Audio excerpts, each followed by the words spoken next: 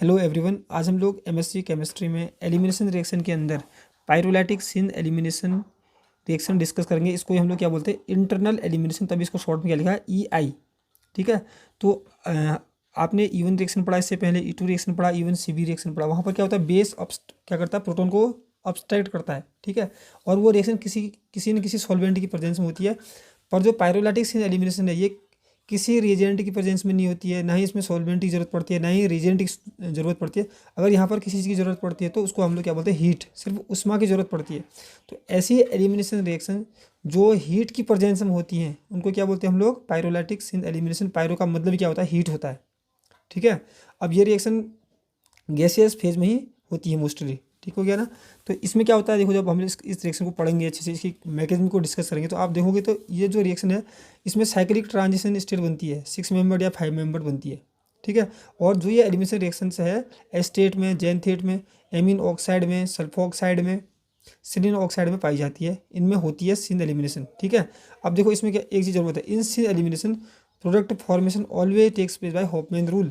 अगर हम लोग सिन एलिमिनेशन रिएक्शन, जो पायरोलैटिक सिन एलिमिनेशन रिएक्शन है, इसको हम लोग हम जब इसको पढ़ेंगे तो आप देखोगे कि जो यहाँ पर एल्किन बनती है वो बनती है लेस सब्स्टिट्यूटेड एल्किन, और वही क्या होती है, प्रोडक्ट के रूप में बनती है।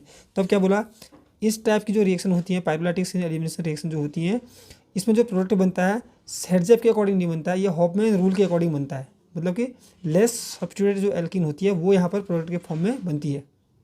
ठीक है। तो स्टार्ट करते हैं हम लोग इसके एग्जांपल के साथ में। तो देखो ये हमने एस्टर ले रखा है। ठीक है। ये देखो 400 डिग्री सेल्सियस सिर्फ टेम्परेचर या हीट दे रखी है, और देखो क्या दिया है, गैस फेज दिया है। तो अब उसमें क्या होता है, देखो बनेगी तो एल्किन। अगर मैं शॉर्ट बताऊँ आपको तो क्या बनेगा, देखो इस जो ये ग्रुप है ना, इसके ये वाला कार्बन अल्फा कार्बन हुआ, और ये वाला कार्बन क्या हुआ, बीटा कार्बन हुआ। ये भी बीटा एलिमिनेशन का ही एग्जाम्पल है, इतना याद रखना। ठीक है। पर जो एलिमिनेशन होता है इंटरनल होता है। इंटर का मतलब है कि वहीं पर उस मॉलिक्यूल के अंदर ही क्या होगा, एक न्यूक्लियोफाइल की तरह, मतलब यहाँ एक बेस की तरह बिहेव करेगा जो प्रोटॉन को निकालता है। ठीक है ना। तो देखो अल्फा बीटा, बीटा से एक हाइड्रोजन निकालेंगे हम लोग सिंपली, और अल्फा से ये ग्रुप रिमूव कर देंगे, तो अल्फा और बीटा के बीच में क्या बनेगा, डबल बॉन्ड बन जाएगा, देख सकते हो। ठीक है। अब हम जब इसकी मैकेनिज्म देखेंगे तो तब आपको इजीली समझ में आता है। तो देखो सबसे पहले जो एस्टर मैंने इसको ऐसे लिख दिया, ये है देखो, ये अल्फा, ये वाला, और ये क्या है, बीटा। बीटा पर कार्बन जो है इसमें कितने हाइड्रोजन है, 2 हाइड्रोजन है। ठीक है। उसके बाद क्या है, CH3। तो जो बीटा हाइड्रोजन है ऑब्स्ट्रैक्ट होता है, कैसे ऑब्स्ट्रैक्ट होता है, जो C डबल बॉन्ड O वाला है। ठीक है। जो ऑक्सीजन है, ऑक्सीजन के लॉन्च पेज पे अटैक करते हैं, तो ऑब्स्ट्रैक्ट करेंगे तो ये एच तो यहाँ जुड़ जाएगा। ठीक है। ये तो एच यहाँ जुड़ जाएगा, और क्या होगा, यहाँ पर ये बॉन्ड यहाँ को ब्रेक होगा तो क्या बनेगा, CH2 डबल बॉन्ड CH3। देखो CH2 double bond CH3, CH2 ये वाला बचा, डबल बॉन्ड ये हो गया, CH बचा क्योंकि एक एच तो निकल गया है, CH3। ठीक है। और क्या बना फिर देखो, RCOOH, RCOOH बन जाता है, RCOOH बन जाता है।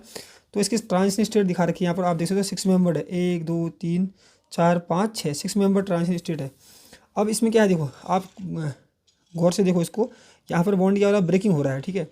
ब्रेकिंग हो रहा है, तो यहाँ पर क्योंकि जहाँ पर बॉन्ड ब्रेकिंग होता है या बॉन्ड फॉर्मेशन होता है तो उसको हम लोग डॉट डॉट से रिप्रेजेंट करते हैं। जो ये डॉट डॉट कर रखा है मैंने, तो आप समझो कि या तो यहाँ पर बॉन्ड फॉर्मेशन हो रहा होगा, जहाँ पर बॉन्ड फॉर्मेशन हो रहा होगा तो यहाँ पर F लिखा होगा, और जहाँ पर बॉन्ड ब्रेकिंग हो रही होगी तो वहाँ पर क्या लिखा होगा, B लिखा होगा। ठीक है। तो देखो ये H, देखो यहाँ पर ऑक्सीजन और H के बीच में बॉन्ड बनेगा तो डैश डैश लगा दो, देखो डैश डैश लगा रखा है, और क्या है, फॉर्मेशन हो रहा है तो F लिखा है। ठीक है। इस CH और H के बीच में क्या हो रहा है, बॉन्ड ब्रेकिंग हो रहा है, तो यहाँ पर देखो B लिखा है। ठीक है। सेम यहाँ पर भी क्या होगा, बॉन्ड फॉर्मेशन होगा, यहाँ पर क्या होगा, बॉन्ड ब्रेकिंग होगा, यहाँ पर बॉन्ड फॉर्मेशन होगा, तो ये ट्रांजिशन स्टेट है। ठीक है। और हुआ क्या लास्ट में आपको पता ही है कि बेस ने, मतलब कि ऑक्सीजन ने इसको ऑब्स्ट्रैक्ट कर लिया और डबल बॉन्ड यहाँ पर बन गया, तो ये बन गया एल्कीन। ठीक है। जब हम इसका रिएक्शन रेट देखेंगे तो रेट अगर इसको लिखना है तो रेट ये फर्स्ट ऑर्डर काइनेटिक्स को फॉलो करती है, तभी लिखा है रेट इक्वल टू K और कंसंट्रेशन ऑफ एस्टर। जो ये रिएक्शन है वो सिर्फ इसके कंसंट्रेशन पर डिपेंड करती है, और एक ही मॉलिक्यूल है, इसलिए क्या लिखा है यहाँ पर, इसको क्या बोलते हैं हम लोग, ये फर्स्ट ऑर्डर रिएक्शन को फॉलो करती है। ठीक है।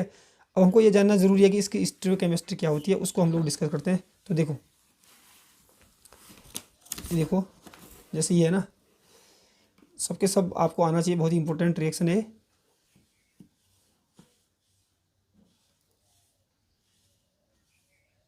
ये देखो, अब यहाँ पर देखो स्टीरियोकेमिस्ट्री किसकी, पायरोलैटिक सिन एलिमिनेशन की। तो यहाँ पर हमको एक चीज़ पता होना चाहिए कि जब ये पायरोलैटिक एलिमिनेशन होती है ना, तो इसके लिए क्या ज़रूरत पड़ती है, syn periplanar arrangement of the leaving group.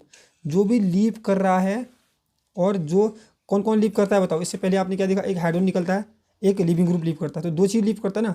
जो चीज़ लीव करेगा वो एक दूसरे के पेरी प्लेनर मतलब सिन पेरी प्लेनर होनी चाहिए, मतलब कि एक ही प्लेन में होनी चाहिए और सिन होनी चाहिए, एक ही साइड होनी चाहिए। ठीक है, देखो pyrolytic elimination reaction is given by most stable conformation in which both leaving groups are syn. ठीक है, बोथ लिविंग ग्रुप्स मतलब एक तो हाइड्रोजन ऑब्स्ट्रक्ट होता है, एक कोई जो लिविंग ग्रुप होगा वो ऑब्स्ट्रक्ट होगा, पर जो हाइड्रोजन और लिविंग ग्रुप लीव कर रहे हैं वो सिन होनी चाहिए, मतलब एक साइड होनी चाहिए।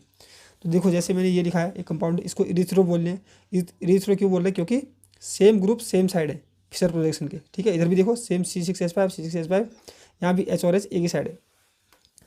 तो देखो इससे अगर हम क्या करेंगे तो क्या बनेगा बताओ, ये अल्फा और ये क्या बीटा, बीटा से हाइड्रोजन निकल जाएगा। ठीक है, और अल्फा और बीटा के बीच में क्या बनेगा, डबल बॉन्ड बन जाएगा और यहाँ से OH बाहर निकल जाएगा। तो क्या बन जाएगा, एल्किन। ये तो होगा सेम, ये बन गया एल्किन। ठीक है, जब हम इसकी स्टडी करेंगे न्यूमैन में देखेंगे इसको, तो न्यूमैन में देख सकते हो आप, इसी को मैंने न्यूमैन में ड्रॉ कर रखा। अगर आपको Newman, Fischer projection, flying wedge फॉर्मूले जो हैं ये अगर नहीं आते हैं तो आप इनको पहले सीखिए, तभी ये चीज़ समझ में आता है। ठीक है, तो फिर भी मैं आपको थोड़ा समझाने की कोशिश करता हूँ। मैंने इसी मॉलिक्यूल को क्या लिख दिया, न्यूमैन प्रोजेक्शन में इसको लिख दिया। अब देखो ये जो कार्बन है आगे वाला फ्रंट कार्बन होता है, क्या होता है फ्रंट कार्बन, मैंने इसको फ्रंट कार्बन मान लिया। जो डॉट होता है फ्रंट कार्बन, और जो बैक साइड वाला कार्बन होता है वो सर्कल है बड़ा सा, ये वाला कार्बन बैक साइड मान लिया मैंने। ठीक है, तो इसमें देखो फ्रंट वाले में देखो कितने बॉन्ड है, 1 2 3। देखो 1 2 3, एक जगह OH लगा है। ठीक है, इस साइड S लगा है, इस साइड C6H5 लगा। अब इस कार्बन की बात करेंगे तो ये कार्बन तो बड़ा सा सर्कल है ये वाला। ठीक है, इसके भी देखो ये क्या लगा, D ऊपर लिख दिया, और C6 और क्या बचा C6H5 ये है, और H ये है। तो खुद मिला के देखो कि सेम साइड यहाँ पर भी सेम साइड है, तो इसमें भी सेम साइड होंगे। देखो H सेम साइड है तो यहाँ भी सेम साइड। पर एक चीज़ याद रखना कि जो जब हम फिशर प्रोजेक्शन से न्यूमेन बनाएंगे तो जो ऊपर और नीचे वाले होते हैं ना ये कभी भी एक दूसरे के पीछे आएंगे। देखो OH को आगे मान दिया तो D को इसके पीछे मान दिया। ठीक है, अब हमको क्या ज़रूरत है, देखो हमको क्या निकालना है यहाँ से, मैंने क्या बोला, ये तो है अल्फ़ा, ये है बीटा, तो बीटा से क्या निकलना है, हाइड्रोजन निकलना है, और अल्फ़ा से क्या निकलेगा, ये OAC मतलब एस्टेट ग्रुप जो ग्रुप है ये भी लीविंग ग्रुप होता है, तो ये दोनों को लीव करना पड़ेगा। ये दोनों लीव तब करेंगे जब दोनों के दोनों क्या होंगे, सिन होंगे। ठीक है, सिन कैसे आएंगे देखते हैं। अभी यहाँ पर देखो मैंने इसको ड्रॉ कर रखा है, तो अभी OAC और H कहीं पर भी सिन नहीं आ रखे, मतलब एक साइड नहीं आए, तो हमने क्या करना पड़ेगा, इसको सिन लाना पड़ेगा। 120 रोटेशन करने के बाद क्या हुआ देखो 120 रोटेशन कर दिया, आगे वाले को फिक्स रख दिया, OAC को उसकी जगह पर रखा है, ये वाले H को उसी की जगह रखा है, और ये वाले C6H5 को मैंने उसी की जगह रखा है। ठीक है, पीछे वाले को सिर्फ रोटेशन कर रखा है बस इसको। अगर मैं इसको 120 रोटेशन करूँगा तो क्या पहुँच जाएगा, इसके पीछे D पहुँच जाएगा यहाँ। ठीक है, ये वाला जो H है ये वाला इसके पीछे पहुँच जाएगा, देखो गया, और ये वाला जो है इसके पीछे पहुँच जाएगा ये। ठीक है, फिर 120 रोटेशन करेंगे हम लोग, तो 120 जब हम रोटेशन करेंगे तो क्या होगा, देखो अब यहाँ पर देख सकते हो यहाँ से स्टार्ट है, तो जैसे ही 120 रोटेशन किया तो क्या होगा, ये वाला जो हाइड्रोजन है इसके पीछे चले जाएगा। देखो गया कि नहीं गया बताओ। ठीक है, अब ये दोनों जो लिविंग ग्रुप हैं ये एक दूसरे के सिन में है, मतलब एक ही साइड में है, तो अब एलिमिनेशन हम लोग कर सकते हैं। एलिमिनेशन कैसे करेंगे, H और OH बाहर निकल जाएगा, और इस कार्बन और पीछे वाले कार्बन में डबल बॉन्ड होगा, ये देख सकते हो। और यहाँ क्या बचेगा, फिर एक C6H5 बचेगा, एक D बचेगा। देखो C6H5 D, और एक साइड क्या बचा यहाँ पर C6H5 H, C6H5 H। ठीक है, तो इसको ही हमने क्या दिखा रखा है, 100 हॉर्स में भी दिखा रखा है। तो याद रखना कि एलिमिनेटिंग जो ग्रुप्स होंगे दो वो एक दूसरे के सिन होने चाहिए, तभी एलिमिनेशन रिएक्शन होगी, सिन एलिमिनेशन।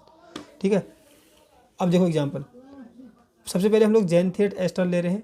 ज़ैंथेट एस्टर में जो पाइरोलाइसिस होता है रिएक्शन उसको बोलते हैं चुगए हुए रिएक्शन, बहुत ही इंपॉर्टेंट रिएक्शन है। ठीक है, तो देखो सबसे पहले इसमें भी हमने क्या करना है, आर इस ऑक्सीजन के पहले वाला कार्बन अल्फा, और ये वाला क्या हो गया बीटा। तो बीटा कार्बन से तो हाइड्रोजन निकलेगा, तो यहाँ पर क्या बन जाएगा CH।